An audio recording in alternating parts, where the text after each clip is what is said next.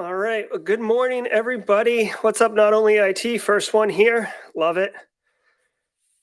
Love it. Welcome to Simply Cyber's morning cybersecurity threat briefing. I'm your host, Gerald Auger. And every weekday, we are doing cybersecurity commentary, coffee, and friends. And just love the show. We get started in a few minutes. Let people roll in. It's good to see you, Kimberly. What's up, Base? Always nice to see you. Hey, Carrie. Yeah, Matt Lee. I see you, Scott, Christian. Oh, you guys are coming in full force. Alexis, good morning. Seeing you on LinkedIn. Right now in Charleston, it's 63 degrees Fahrenheit. All right, Paul Cummings, what's up? Good to see you guys. Hopefully, hey, so guys, I watched yesterday's episode afterwards, and when I talk about cybersecurity, as many of you know who know me, I get super excited and I start flipping out, and my voice goes up, volume, and so I've got the microphone like 2 fists away, and I'm hoping that you guys can hear me well, but I'm also not blowing the mic out until I can get like better compression and stuff figured out. I'm trying to save you guys from having your eardrums exploded. Hey, what's up, LinkedIn? Yeah, if you're watching on LinkedIn, love it, absolutely love it. We've got a community over on YouTube as well, but the chats are coming in for both of you. Hey, Mike Jones, good to see you in there. Kristen, always nice. Anant, where are you guys coming in from? Oh, thanks, Ron. Where are you coming in from? I saw India in here. I know we've got the West Coast represented. We've got Kimberly and the whole Miami contingent up in here. Hopefully you guys are doing well. I'd like to give a shout out to a new member of the Simply Cyber community. I believe his name is Aber. Over there in the UK, he is sharing, I believe it's a he, sharing with his community what we're doing over here every day on Simply Cyber. If you guys want to play along, just remember, we're at cisoseries.com. That's where we're pulling our stories from, our daily threat headlines. David Spark and the whole gang over there, they just do a fantastic job. Yeah, come on, Midwest. I like it. South Africa, good to see you. Germany, all right. I see you. Got Canada, Vermont. Yeah, we're coming in from all over the place. I love it. Atlanta, hot Atlanta, Shannon, hot Atlanta. Oh, I love it. Oh, Brendan. Yeah, there you are, Brendan. New Jersey. Dr. Joseph, I see you. All right, guys. I love it. Love the support, love the community. Ooh, we'll have to talk about that, Mike Jones, at some point. Log4j active incident. Good day, good people. All right, let us get underway, okay? CISO Security, cybersecurity headlines for January 20th. Let's dig in. From the CISO series, it's Cybersecurity Headlines. It's Thursday, January 20th, 2022. CISO warns of data wiping attacks. The Cybersecurity and Infrastructure Security Agency issued a warning to U.S. organizations to strengthen defenses against data wiping attacks that have recently targeted Ukrainian organizations. These attacks likely exploited a vulnerability in the October CMS platform, although Ukrainian authorities are investigating the use of Log4j vulnerabilities as another attack vector. CISA recommends U.S. organizations validate that all remote access to networks requires multi-factor authentication, ensure software is patched, and disable all non-essential ports and protocols. EU. Right. So, yeah, CISA's warning. I mean, basically, the Ukrainian government, we talked about it earlier in the week, was attacked. It's believed to have been Russia with a wiper. So, the attack tools are out there. They have been, honestly, for quite some time. NotPetya was a wiper. CISA is urging U.S. organizations to prepare. So, two things happen here. One, I'm thinking, is this actually based on threat intel, right? Is CISA have some intelligence that indicates that there's a higher increase in likelihood of a wiping attack from happening, or is CISA capitalizing on the fact that a big news story like Ukraine just got hit, and this is an opportunity, just like we talk about opportunities for educating our end users, this is an opportunity for CISA to leverage that in order to elevate and escalate their agenda of helping U.S. organizations tighten up their InfoSec. So could be one or the other. Certainly not a bad practice. It's so fundamental too, right? Like they're encouraging people to harden their external thing network, right? So basically your attack surface, and they're encouraging people to do multi-factor authentication for all remote access people. Like, you shouldn't need CISA to tell you that, okay? Like, those two things really should be in place already, especially the multi-factor one. It is difficult to shut down services or have Carl spin up some remote access service that you don't even know about. But if you're doing MFA across your enterprise and really promoting that good cyber hygiene, it'll go a long way into protecting you. Hopefully, the U.S. government and the private sector are not hit with massive data wiping cyber attacks. That would suck. Working on its own DNS service. The European Union is in the project planning phase of a proposed service called DNS for EU, its own recursive DNS service available to EU institutions and the public for free. Part of the decision to look into its own DNS service was the consolidation of the DNS market around a handful of non-EU operators. The EU said that the DNS service would also include built-in filtering, able to block name resolutions for bad domains like those hosting malware or phishing sites, but also court-ordered things like pirated content and child sexual abuse materials. It's unclear if DNS for EU would be mandatory for EU and national government organizations. Biden. Okay, so a European Union provided, almost kind of like a governmental service provided DNS. On the surface, and for those of you who are new to the game, DNS is domain name service. It's the resolution between a domain name that you and I would use, like simplycyber.io, to an actual IP address of the machine on the internet. The DNS service, if you use filtering capability, like if there's known malicious IPs, when your computer tries to resolve that IP address, DNS service, if it's informed, can stop you from doing that resolution or direct you to a different IP and say, hey, you're about to access a malicious thing. So on the surface, DNS resolution with filtering is a great idea. Here's my concern or confusion. There are already services that provide DNS resolution. Like, granted, they are private sector, but like Google does it, Cloud9 or Quad9s does it. Cisco Umbrella, I guess, kind of does it. There's already these like services that are out there. So I don't know like why the EU wants to build its own DNS infrastructure unless they don't want the private sector to be depended on, or they want what the actual requests and queries are.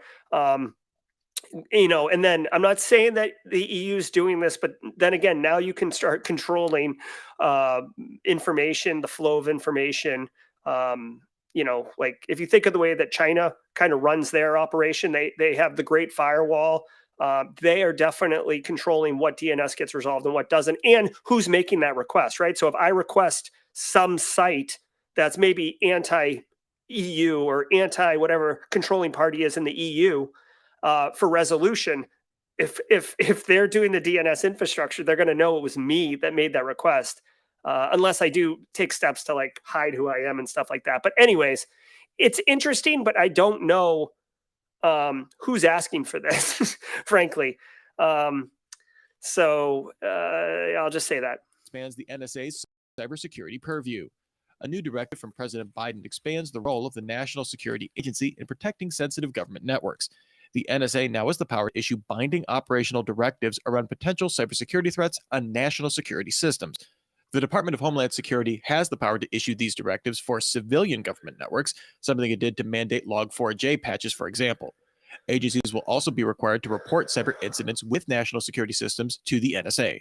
The directive also mandates a baseline of security standards for national security systems, including the use of encryption and two-factor authentication. These baselines apply to federal agencies and contractors supporting them. Yeah. So this presidential memo went out yesterday. I did read it. It's basically a successive memo supporting the presidential executive order Biden made like in October or November of 2021. It says a bunch of things. It basically says that you have like 60 days. Different agencies have 60 days to put together a plan for zero trust architecture. And it also kind of empowers NSA and DHS to kind of be the national security manager that is responsible for ingesting incident reporting. Um, whether I don't have a skin in the game as far as like, is it okay for it to be NSA versus DHS? I mean, to me, it doesn't matter. I do like the idea of a single governmental entity kind of ingesting either private, well, definitely public sector, but also private sector incident, not telemetry, but incident events, right? So we can start to build a bigger picture, a better picture, and understand what threats look like, and not in real time. But a lot of breaches don't go reported because private sector companies don't want to disclose it. A, because it could affect their share value. B, it could allow their competitors a market advantage. Like there's a bunch of reasons why people don't disclose it, and because of that, there's a blind spot in our understanding of the overall macro picture of the threat space. So I like this personally. OnePassword seeing customer growth. As part of a large $620 million Series C funding round, the password management company OnePassword announced that it increased paying customers to over 100,000 since July 2021, up 11% in that period, and adding larger corporate customers like Datadog, Intercom, and Snowflake. The company said this growth is in part a move by organizations to deal with work-related burnout due to pandemic working conditions. In a survey, the company said 80% of office workers and 84% of security specialists reported feeling burned out since the start of the pandemic, with 12% using just a few or one passwords for all work-related logins.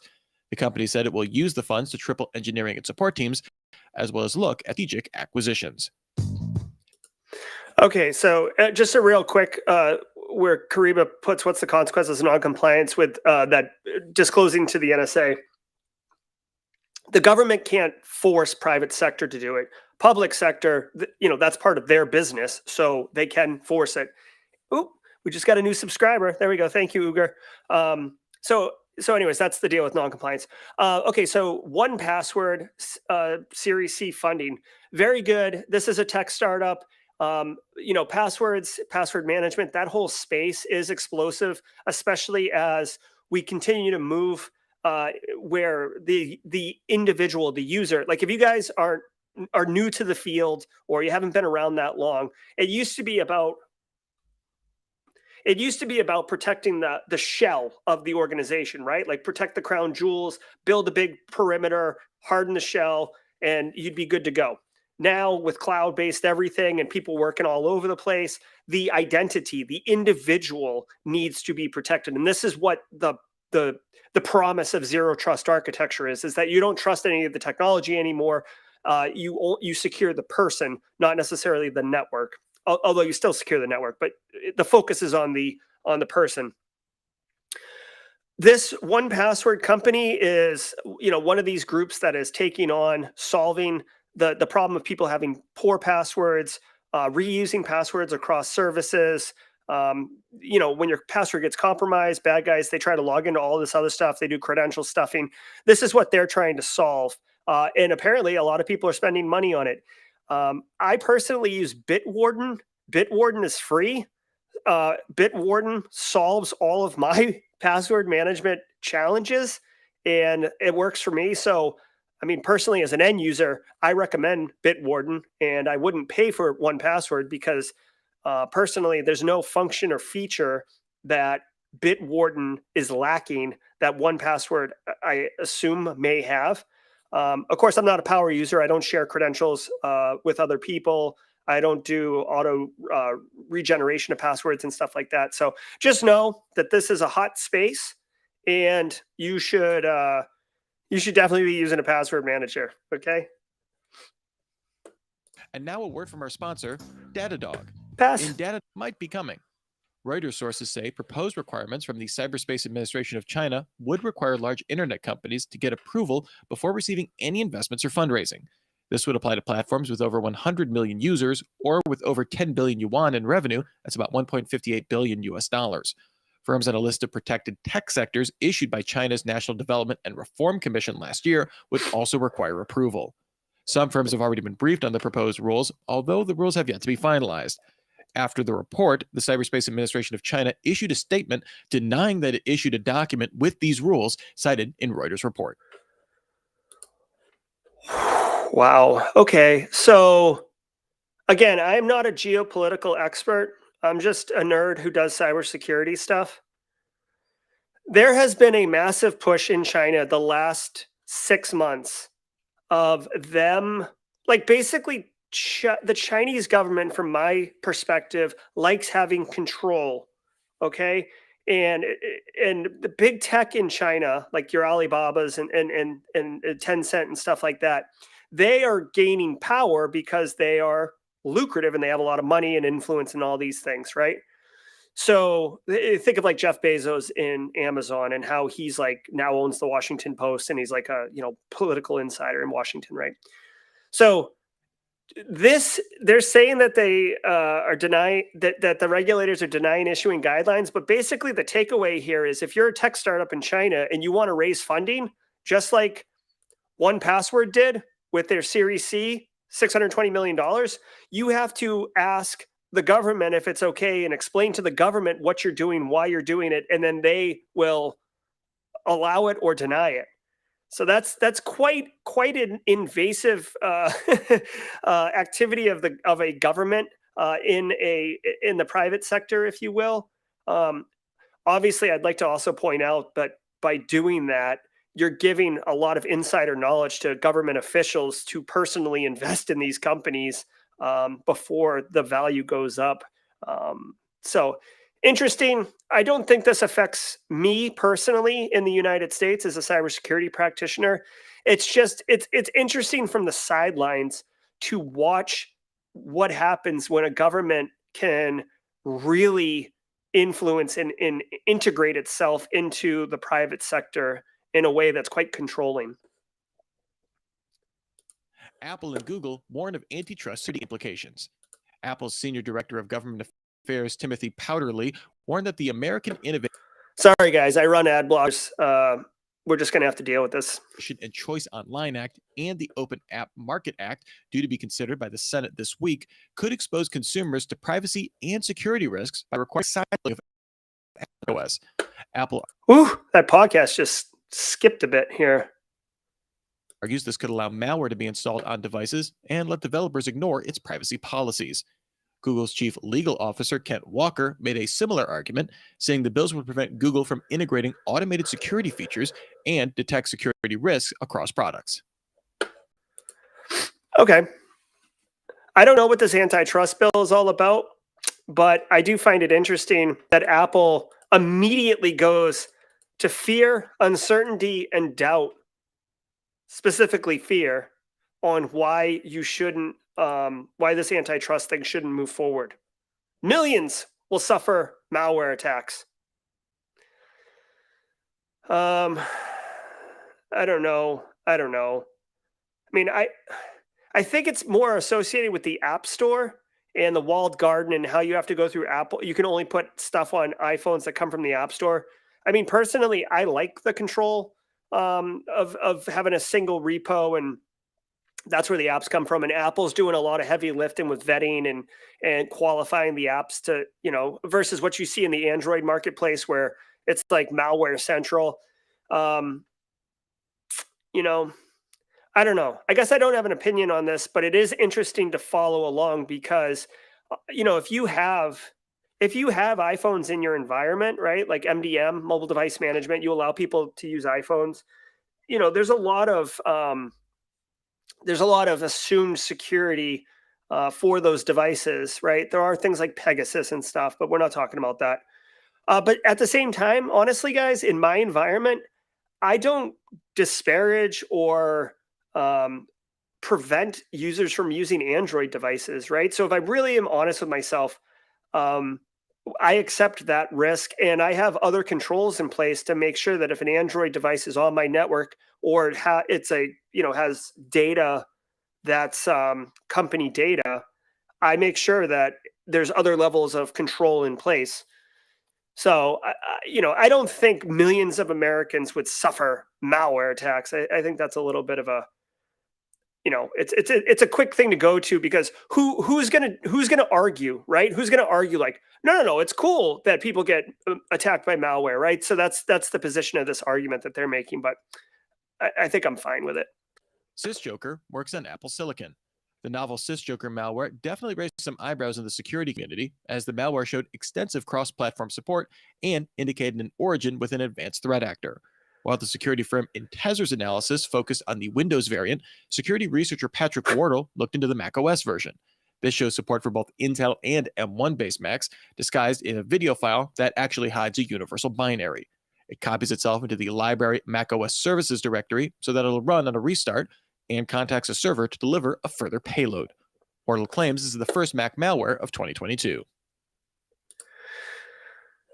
Okay, so a couple things to take away here. One, if you've been a long-time friend of the show, you know that I run a Mac M1 chip, and how like my software doesn't always work and there's bugs and stuff like that. So like, good to see that the malware authors are able to write code for M1. Like, maybe we could take a page from them. I'm looking at you. Who am I looking at? There's an Ecamm competitor, Streamlabs. I'm looking at you. Anyways, the takeaway here is twofold. One, for your end user community. One, be aware, right? Macs are not invulnerable to malware, despite what Apple fanboys say, right? It's just a Linux machine. They write code for it. It can run. This SysJoker is new. Intezer did a nice little write-up on it. Patrick Wardle is a fantastic contributor to the cybersecurity community. He focuses on Apple products only. Just be aware, if you're not running EDR solutions on your Macs, maybe you want to consider that. If you're not looking for network traffic associated with whatever SysJoker's indicators of compromise are, you might want to look at that. I don't know what the delivery mechanism is for this, so it's actually something I should look into. But in my environment, I don't really have Apple products, right? Like, we're a Windows shop with a few minor exceptions. So I'm less concerned about this professionally. But as a cybersecurity, person, this is a great one to bookmark, as Apple has malware too. That way, when the people who say like, oh, I run an Apple, it's invulnerable, you can just quickly send that to them. Also, I would like to take a moment to tell you guys. So they said Patrick Wardle commented on this. If you guys don't know who Patrick Wardle is, he former 3-letter agency guy, lives in Hawaii, super chill, super great security researcher on the Apple products. Objective-C is his website. If you have time, Google or YouTube Patrick Wardle DEF CON talk. He gives a talk like almost every DEF CON. The dude is one of my 3 favorite cybersecurity presenters. He delivers, you could tell he used to deliver briefings to like generals and stuff, I would assume, because like it's like content rich, succinct to the point, and very, very well said. His talks are awesome. Like, I always go to his talks. I'll work my entire schedule around when I go to DEF CON around his talk. And he's a super approachable guy. So if you're into Mac, if you're into malware research, check out Patrick Wardle. Opera releases beta of Crypto Browser. If you don't know what to do with a browser these days, just put some crypto on it. The makers of the Opera browser launched a crypto browser in beta, available on Android, Windows, and Mac, with an iOS version coming soon. This includes a built-in wallet with support for Ethereum, Bitcoin, Celo, and Nervos blockchains at launch, and users will be able to view NFTs and purchase cryptocurrency directly from the browser. It also supports decentralized apps with a dedicated crypto corner for blockchain-related news. To allay concerns about the environmental impact of cryptocurrency, Opera will work to implement the more energy-efficient Ethereum Layer 2 standard as quickly as possible. If you like this show, you've definitely got to add... Okay, so Opera launched a dedicated crypto browser. My prediction for 2022, there's going to be a news story on First Things First in June on how the Opera crypto browser has been hacked and how people's crypto wallets have been drained because of it. No disrespect to Opera. I'm sure it's a great product, but I'm leery of I don't put my passwords in my browser. Okay. Like Redline Info Stealer, that's a malware that's currently out dumping creds and wallets and stuff. I would be reluctant to store stuff in this personally, but it's cool. Crypto's here. Crypto's here. If you're into the NFT game, check it out, I guess. Again, this isn't really cybersecurity related in my opinion, but it is topical for our industry and for technology. Real quick for my three favorite presenters, John Strand is top three, Patrick Wardle, and then Chris Rock, the Australian security researcher. He doesn't give talks very often, but his talks are so awesome. Google Chris Rock, I Will Kill You. He gave that talk in 2017, I think. And Chris Rock, How to Overthrow a Country. Both talks are fantastic. Okay. And then John Strand, obviously we all know John. And then Patrick. All right. So that looks like it's going to do it for our threat briefing. Guys, remember, later today, we are, hold on. Yeah. Hopefully you can hear me still. Later today, we're going to be talking with Dave Klein about prioritizing vulns in reality, right? You can't patch all the things. You can have nasty Windows XPs on your machine. On your network. You can have 0 days that it just takes time and people to patch. So you don't have time for that, right? So we're going to talk about the approach, why it is the way it is, what the reality is, what CVSS scoring is, all these things. Dave's a great guy, big personality. I'm looking forward to that. Guys, I hope you enjoyed. Thank you so much, Moveriz. I really appreciate that. I hope you guys enjoyed today's First Things First. If you got value out of it, obviously hit the thumbs up, but that's not really what I'm interested in. I'm interested in you sharing this with other people in order for them to be able to get daily threat briefings and be able to stay on top of what's going on in our industry and be able to, kick more butt as a cybersecurity professional. Guys, thanks so much. I hope to see some of you or all of you, if it works for your timing, on the 4:30 today. If not, I'll see you tomorrow at 8 a.m. for our Friday morning threat briefing. Take care, y'all.